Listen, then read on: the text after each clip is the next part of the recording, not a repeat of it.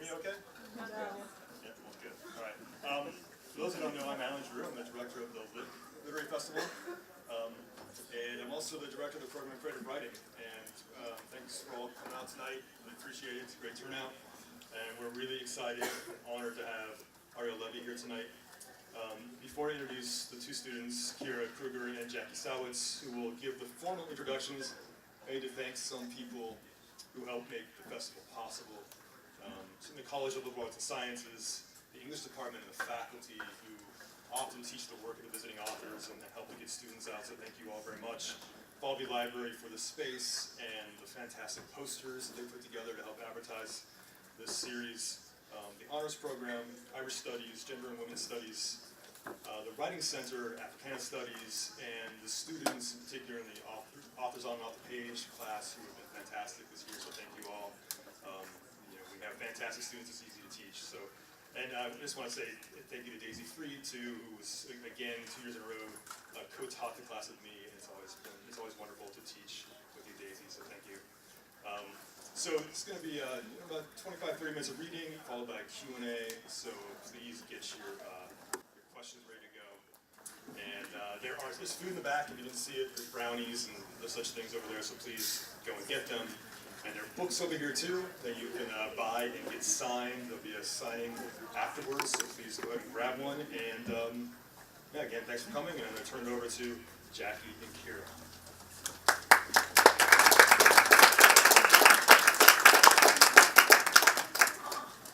Ariel Levy is well known for being unafraid to confront the topics of gender and sexuality.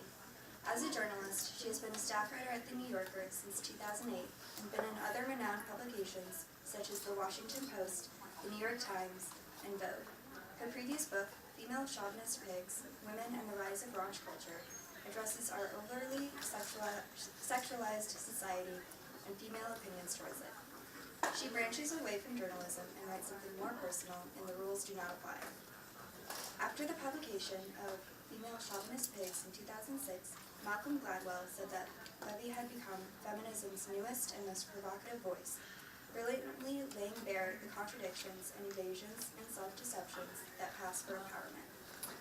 In 2009, The Advocate named her one of their 40 under 40 most influential out people. Levy then continued to pave her path with the New Yorker article, Thanksgiving in Mongolia, which won a National Magazine Award in 2014 and was the beginning for this memoir. It expands on this article as she tells the story of her leaving for Mongolia, married and pregnant, but returns with all that changed. She covers sexuality, infidelity, temptation for life's adventures, and coping with loss. Despite this being a memoir, Levy is able to include themes of gender and sexuality and interspersed anecdotes of those she has previously written about. The experiences of these people transcend into Levy's own experiences of complex desires and prove that there are no correct rules on how to live life. I found myself particularly connecting to Levy's desire for adventure while attempting to balance it with life's expectations. Despite wanting all that life can offer us, that's just not possible. And sometimes you have to break the rules when making your own way.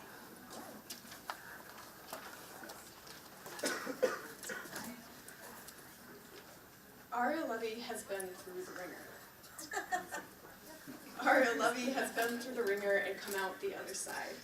At first glance, this is what The Rules Do Not Apply tells us. Deftly, beautifully, she leads us through a story that seems both shocking and oh so familiar. Love, ambition, loss, motherhood, sex. The way Levy ties all of these themes together in a mess of expectation, liberation, privilege, and acceptance can only be described as, in the words of the New York Times, thoroughly modern. In an age where women are told we have thrown off our chains, can now grab life by the throat and shake until its lunch money comes spilling out, her story speaks, at some points screams to us, because it captures that thing we all have. It's that thing that simultaneously keeps us going and holds us back. It taps into desire. As Levy writes, she wants what we all want, and what we want is everything. What we don't want, and maybe what we need, is to have that desire exposed, shattered, questioned.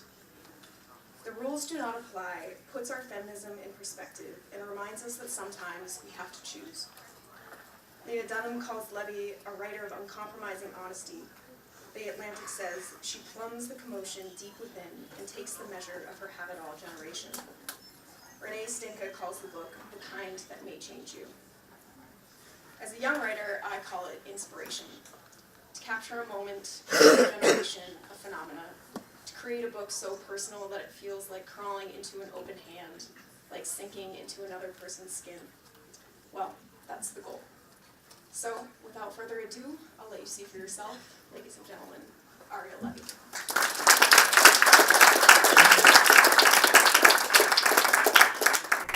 Thanks, guys. That was great. That was great. Into an open hand. Well, tonight I'm going to read to you a chapter from the book she was just talking about.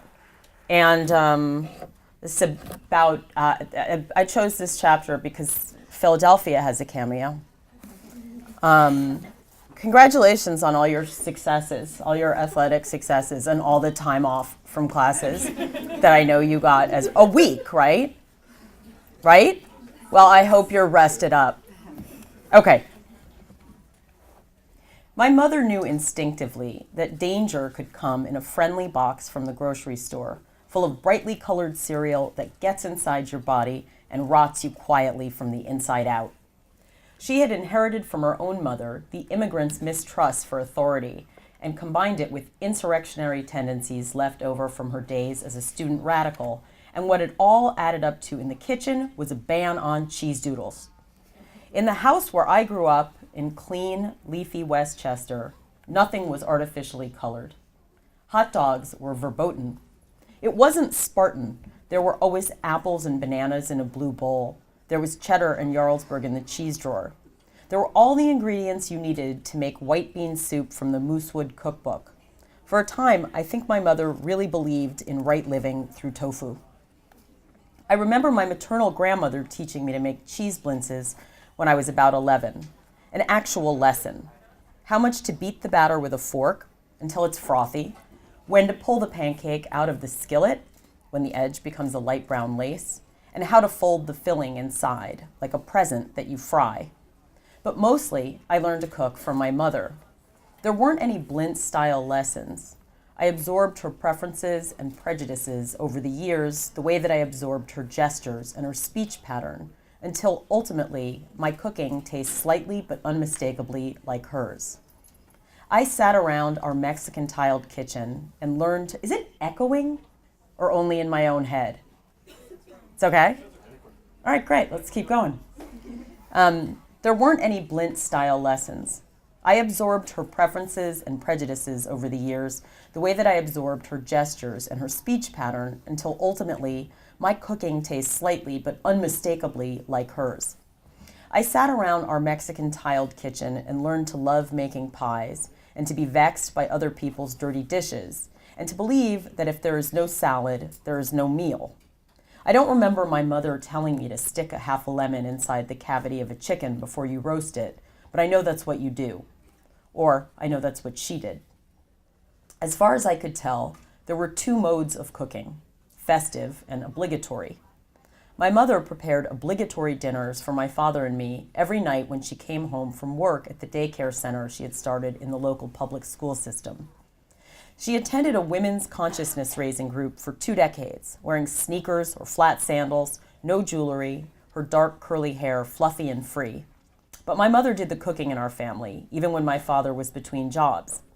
In regular rotation were meatloaf, not her best work, and consequently something I never make, a lovely pan-fried chicken dipped in breadcrumbs mixed with Parmesan cheese, and my favorite, noodle kugel with golden raisins, which is really more of a dessert if you're honest about it.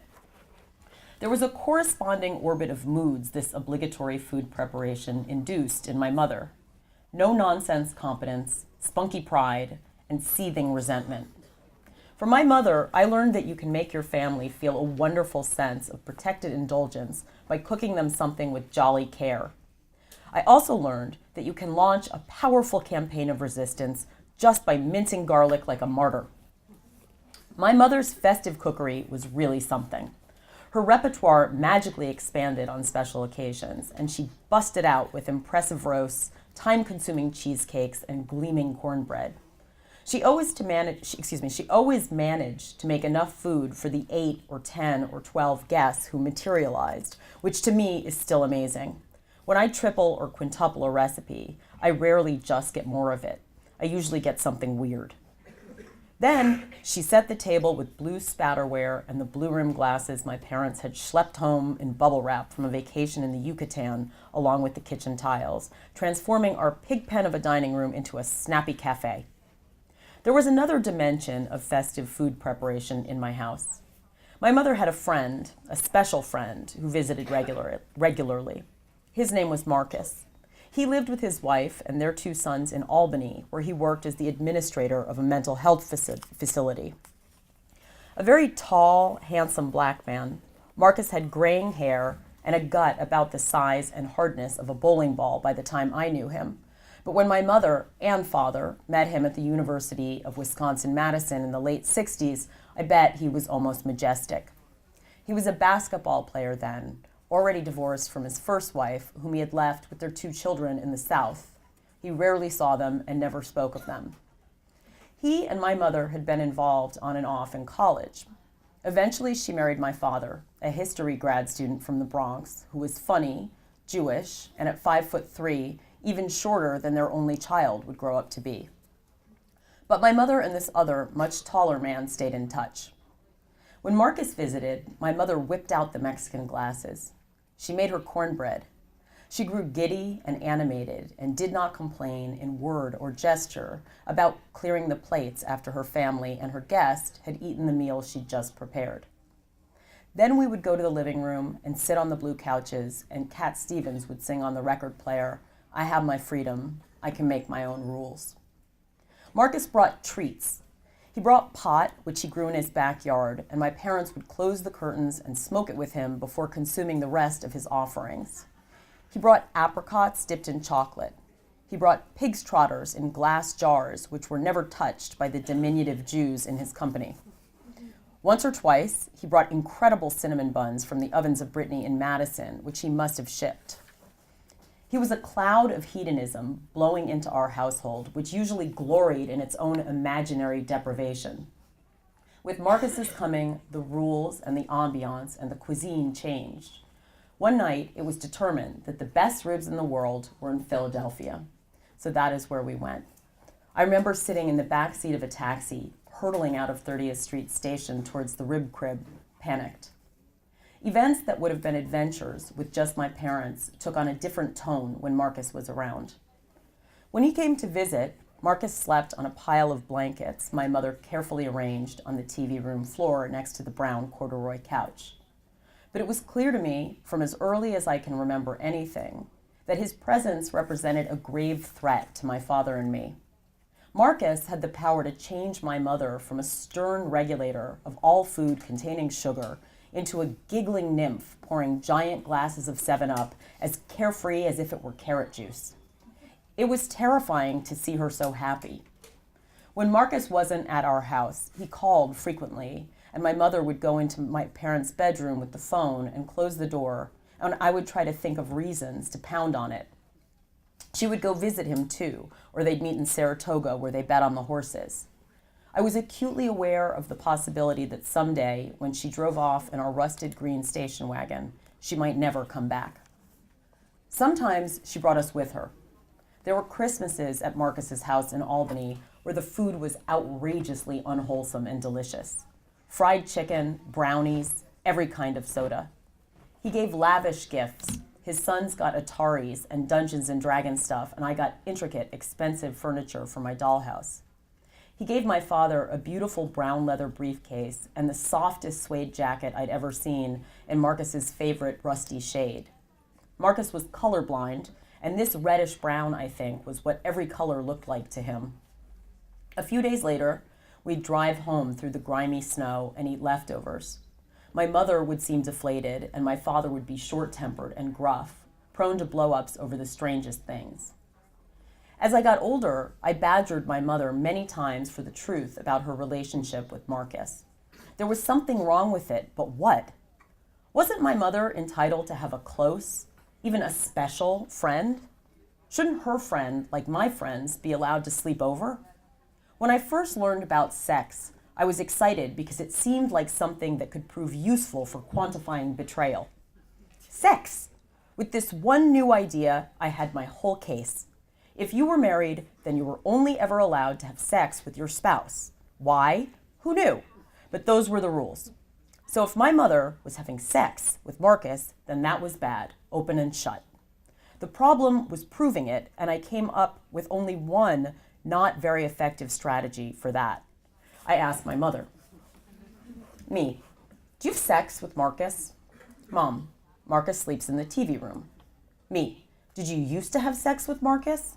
"Mom, Marcus and I have always had a special connection." She would grow defensive, and I would get bewildered. Battering my mother with questions and accusations did not make me feel good. I felt cruel, abusive, but also paranoid, hysterical.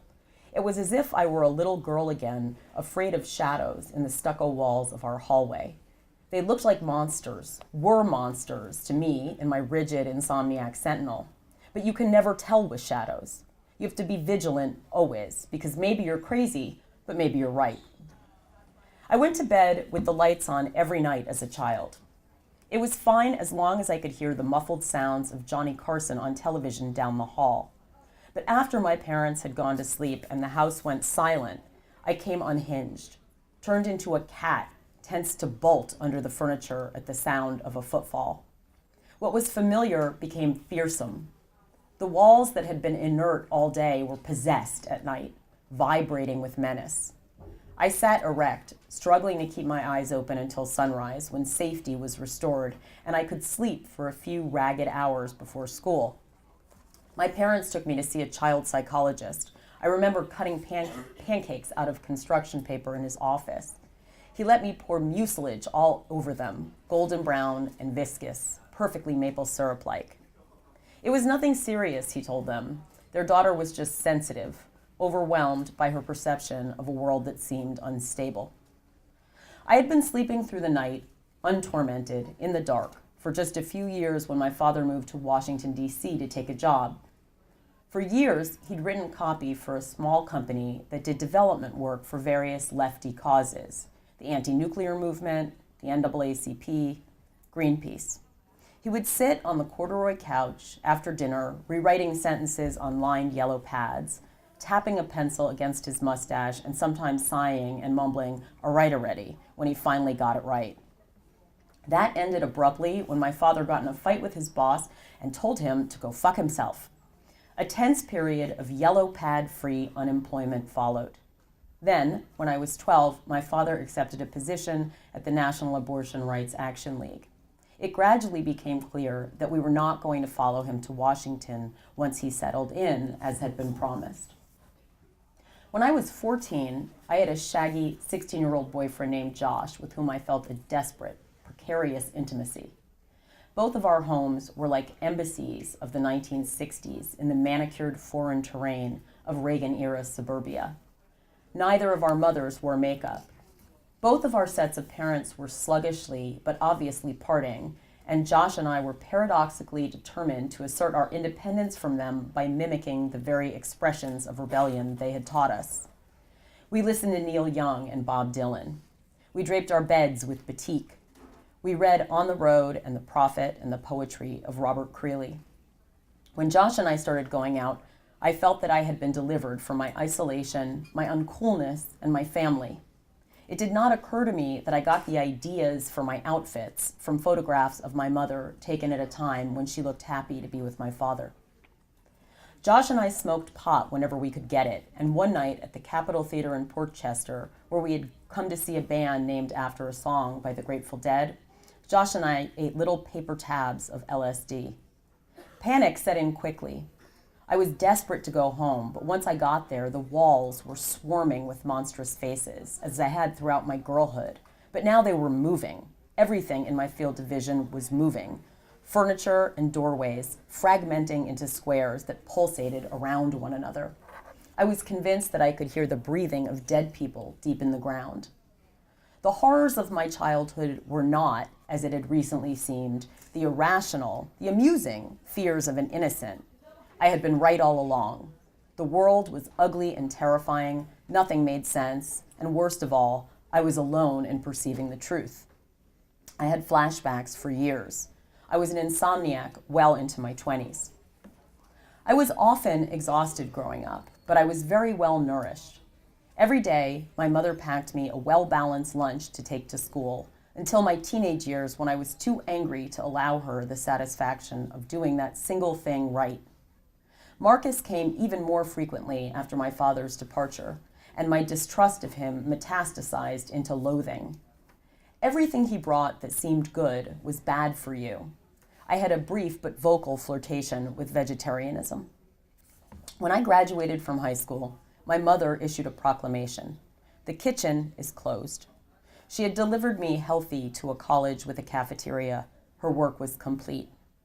There would be no more flank steak with Vidalia onions marinated in red wine as there had been in the 80s, when my parents had friends over for long nights that began with crudité and dill dip and ended with fruzenglaja and marijuana. There would be no more dubious pasta creations of the sort my mother favored after my father moved to Washington, and she began asserting a preference for rustic furniture made of pale wood. Not long after my mother closed the kitchen and ceased both festive and obligatory cooking, she ended her relationships with both of the men she'd been feeding since her early 20s. My parents got around to legally divorcing just before I graduated from college, and during that same period, my mother stopped going on trips with Marcus. She stopped taking his calls. She ceased stocking his soda and lost interest in red meat, then chicken, and finally she gave up her greatest love, lobster. Marcus had only worked as a side dish. My mother had become someone else, someone who didn't need a man, let alone two, someone who didn't cook. For several years, she ate nothing but frozen yogurt, toast, and takeout. She became a shiatsu masseuse. When I visited, my mother would say, "Let's get Chinese," and then she would order spring rolls, Buddha's delight, and wok-fried baby bok choy.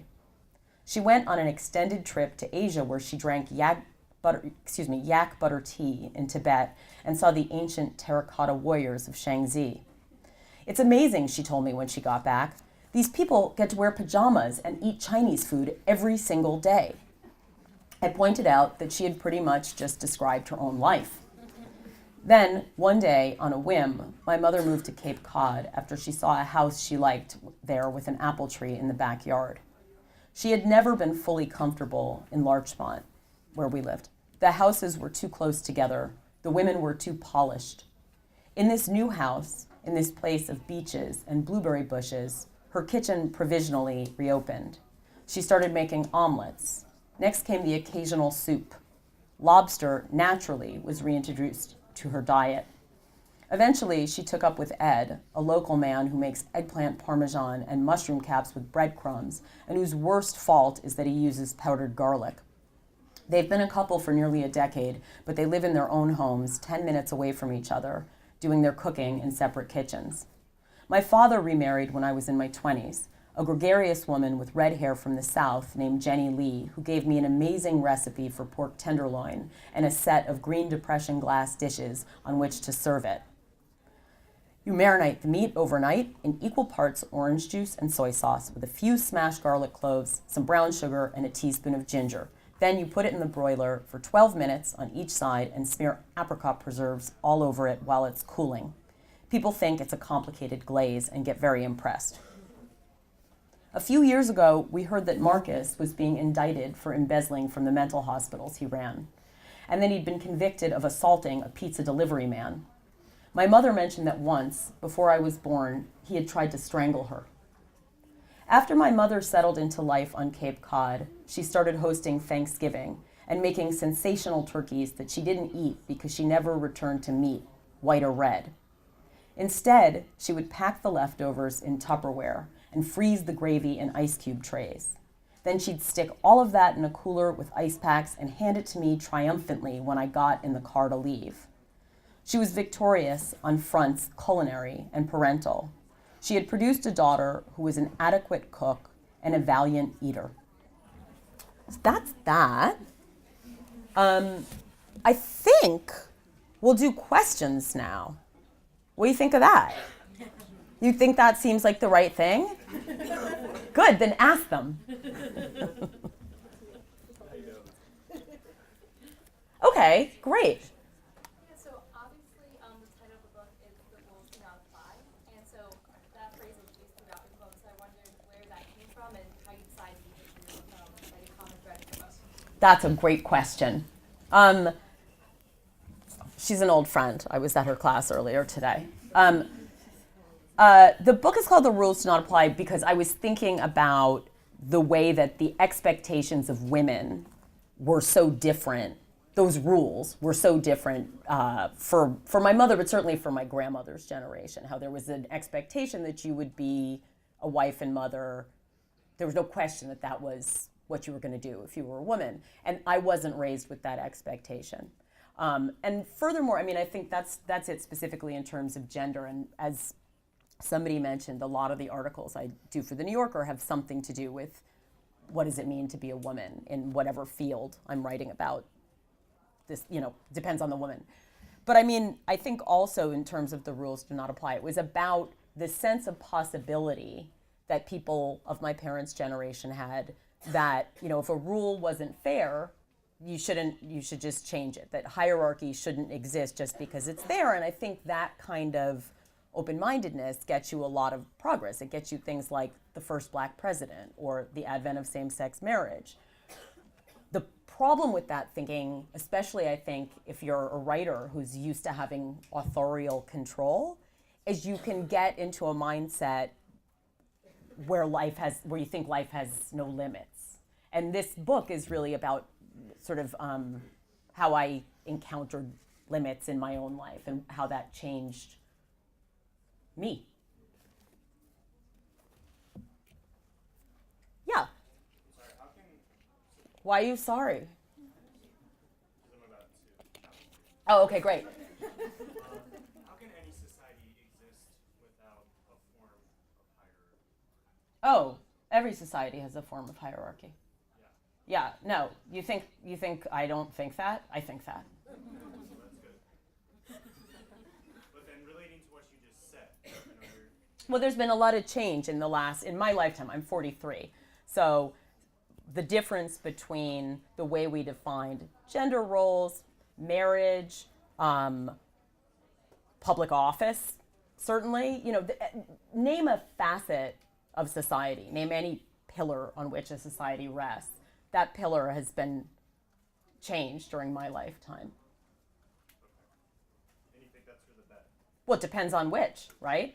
I think the way we've redefined. I think the fact that there's marriage equality is a fantastic thing. I think that's great. I think the fact that our public discourse has been degraded to the point it's at now, that's not so great. I don't like that. So you're saying that society is better when you start redefining things? Well, it depends on the society, and it depends what you redefine. I mean, I don't have a blanket position that change is always good. It depends on the change. Depends what you're changing from and what you're changing to, right? Depends. Well, do you draw that change from, from truth or? No, from bullshit. What do you mean? I try to draw that change from truth, yeah. Okay, that's good. Yeah. I wonder what the hardest part about writing this book for you is. The personal stuff, the personal painful stuff harder to write about, or is that the part you went to first that you wanted to write most? What was the hardest thing about it?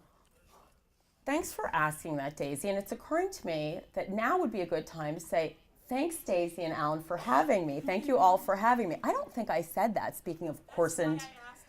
Because you wanted to give me an opportunity. Here I am criticizing the coarsening of public discourse, and I just haul into town without thanking anyone. Thank you. What was hardest? I actually really enjoyed writing this book. The part I just read you is, there are many other parts of this book that are about hard, painful times. This is, I think, sort of a peaceful chapter. I didn't find it hard to write about because I found it hard to experience some of the things I wrote about. but writing about them was sort of a comfort, because it's nice to make your what you're doing match what you're feeling and thinking, which I hadn't done before because I've always been a journalist reporting on other people's lives. And then I came to a point in my life when I was 38 where I lost my spouse and my house and my son in like about 2 months. And that made me, that's what I was talking about when I sort of discovered the limits of life. And that made me reevaluate a lot of things. But I liked writing about it. I didn't mind writing about it. Yeah. Going off of that, did you find it hard to like fact check yourself of like things that were in the past? So I don't know if you could hear her. She was saying, was it hard to fact check things that happened in the past? You know, one of the reasons I wanted to do this book was that, and we were talking about this in the class earlier today, that so much of what you do as a journalist is try to piece together the truth from what other people tell you. You know, and you try to get 5 different accounts, and somewhere in there you have to be the arbiter of what of that is truth. Where's the dude who was like, do you draw it from truth? He's gone to pursue the truth, which is great. I hope he finds it. So with this, part of what was exciting about it was I was there. So I knew, and I thought it would be fun, and it was, frankly, to try to write as honestly as possible, because that's not, you're always trying to tell the truth as a journalist, but you don't always know what it is. You're doing the best you can with other people's accounts. So I thought there would be something exciting about trying to find exact language for my experience of the truth. In terms of, I don't know that my truth would be the same. I don't think my mother remembers everything that exact way, you know? Like, I think it's my truth. I mean, there's nothing in it that I know to be false, certainly, but it's very much my experience. And that I remembered. And I had notes too. Yeah. For you, like, what does it mean to be a woman? Well, the question of what it means to be a woman is something that I'm interested. I don't think there's an answer, right? I think to me, it's the question is interesting to look at in terms of, it's a lens through which I've viewed a lot of the women I've written about. So I'll try to make that sound more concrete. Like Diana Nyad, who I wrote about, who was the first person to swim from Cuba to Florida. And she did this when she was 64, which was incredible. I mean, she's been trying to do it since she was 30, and she almost died. She'd done it, I can't remember now if it was 5 or 6 times before she finally did it at 64. I mean, it's amazing. One of the ways I wrote about her, I wrote about it as a quest, and I wrote about it as like the technical aspects of long distance swimming I had to learn about. But one of the questions I wanted to ask is, what does it mean that she's a woman in all this? So I don't have an answer. It's always just something I try to apply as a lens through which to look at different aspects of someone's life when I'm writing about them. And I tried to do that with me too. I mean, I think that this book could only be written by a woman. For one thing, like the linchpin of the whole thing is about giving birth. That's about as female as it gets. Anybody else? Yeah. I'm wondering about the cooking part. What did it mean to you back then when your mom taught you how to cook, and how did your relationship to that change, or being as a woman, as a feminist, and also just being a family? Yeah. I really like to cook is the thing. Like, I think it's really fun. I really like to cook. I really like to garden. And I think this is a perfect example of like, what does it mean to be a woman being an interesting question. For my mother, it was an obligation. It was a responsibility. So sometimes she enjoyed it, and sometimes she resented it and thought, how is this fair? Why do I always have to cook? I work all day too. I don't have to cook. That expectation is not there for me, so I don't have to resent it, She, unfortunately, I think, forgot, though. That's too bad. When you go visit her, you eat popcorn the whole time. And that's annoying. I'll tell you that. Yeah. I really liked your book, Female Thank you. Chauvinist Pigs. I really enjoyed reading that, and I teach parts of it. And I wonder, in terms of and now you've written this really interesting memoir, what you see coming next for you as far as a book. Do you think you'll go further along the road of more personal writing? God, I hope not. I mean, never say never, but I hope not. I mean, I don't want to write too much about myself. This was a sort of spectacular series of horrible events all at once that I felt. I mean, for one thing, I was approaching it almost the way I'd been approaching everything for 20 years, which is this is kind of a good story. I could see, even though it was happening to me and even though it was horrible, I could see, like, this is a little bit of a good story. I should probably write about it. So there would have to be something else like that where it was where I could see the contours of a narrative. Writing about myself just to write about myself, I don't think I'm interesting enough. I guess I wonder if you think you might write another long book of like social critique, like Female chauvinist pigs. That I can assure you I will not do again. Because the book she's talking about, my first book, Female Chauvinist Pigs, it's like it's a polemic. And I didn't know when I started writing it that I have no business writing polemics. Like, I'm not here to be an expert. It's just not my truth. I'm a storyteller. So I won't do another book like that, no. But I'm glad you liked it. Thank you. Anybody else? No? Oh, Alan, do you want to ask a question, Mr. Drew? Professor Drew? Okay, so I think in my experience reading this book, a lot of it played with ego. Sure, yeah. And so I was wondering how you dealt with that, of course, like it being your own ego, and kind of being able to step back as a writer and find some room for criticism of yourself. Well, the thing about, can people hear each other? I'm so loud echoing in my own head through this thing that everything else sounds like quiet mice. How do you deal with ego when you're writing in the first person? Well, conveniently, the more you allow yourself to be vulnerable, the better you look. So it's like a trick, right? I mean, or maybe it's not a trick. Maybe it doesn't work unless you really mean it. Because I kind of really meant, whenever I was harshing on myself in this book, I really meant it, But I think that the alternative, like going through it and trying to make yourself look good, I mean, you'd look horrible immediately.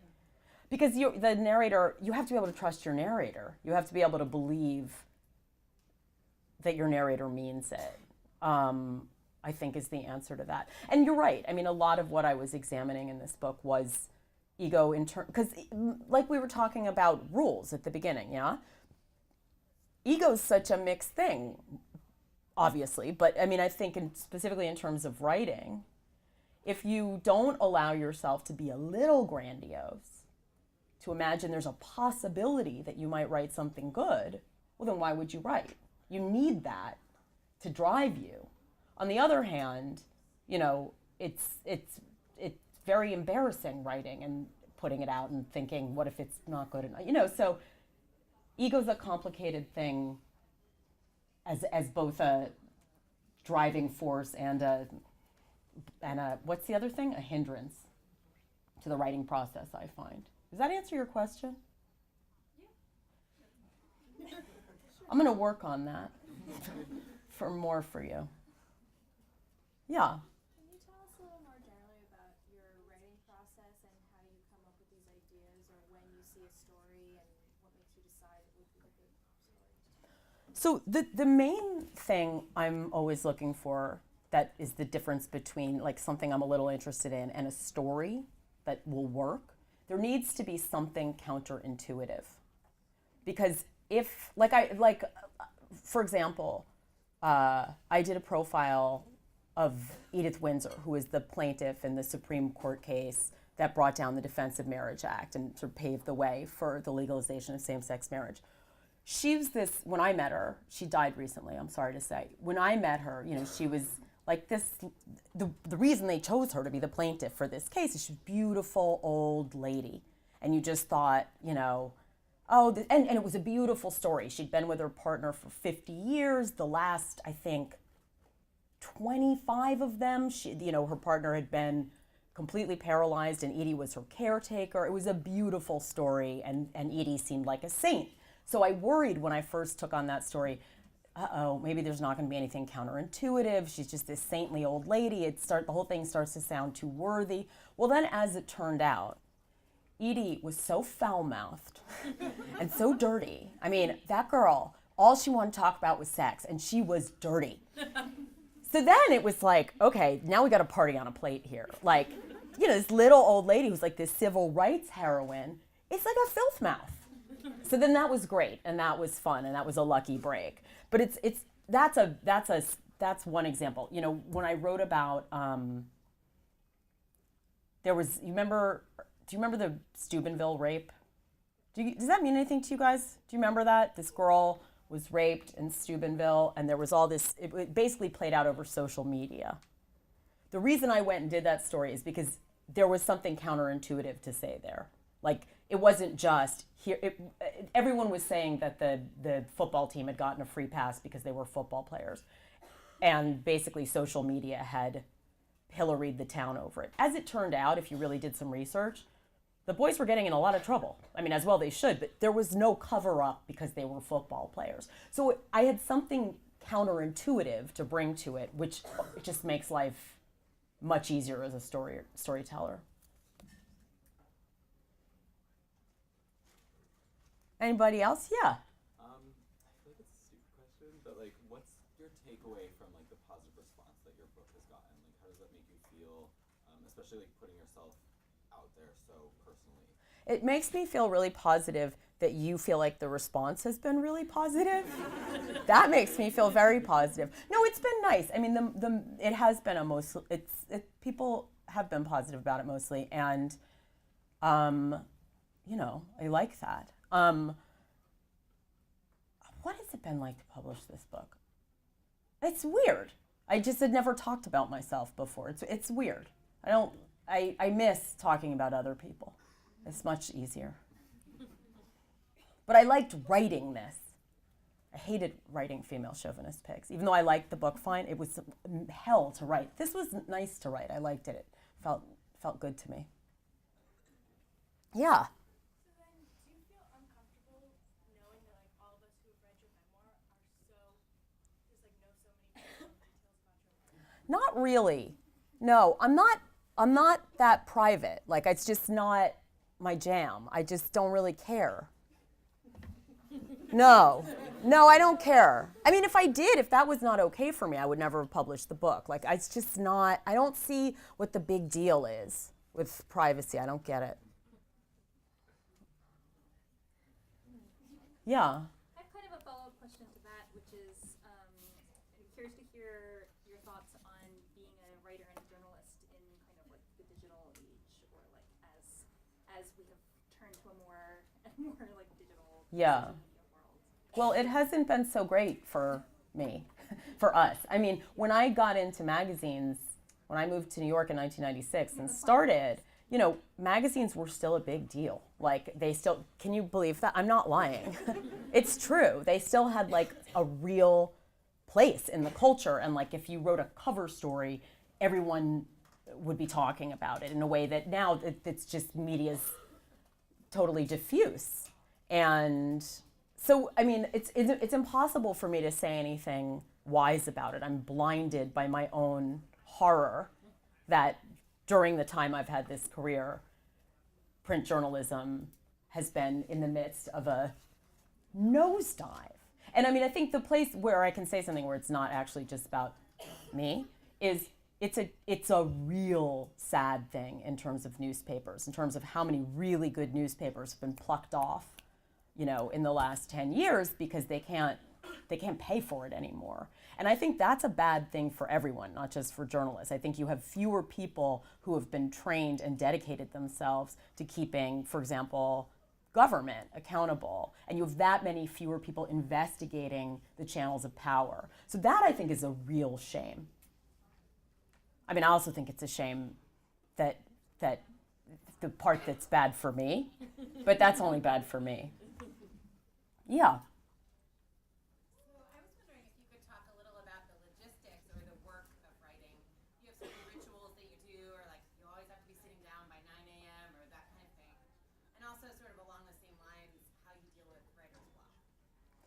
That's a great question.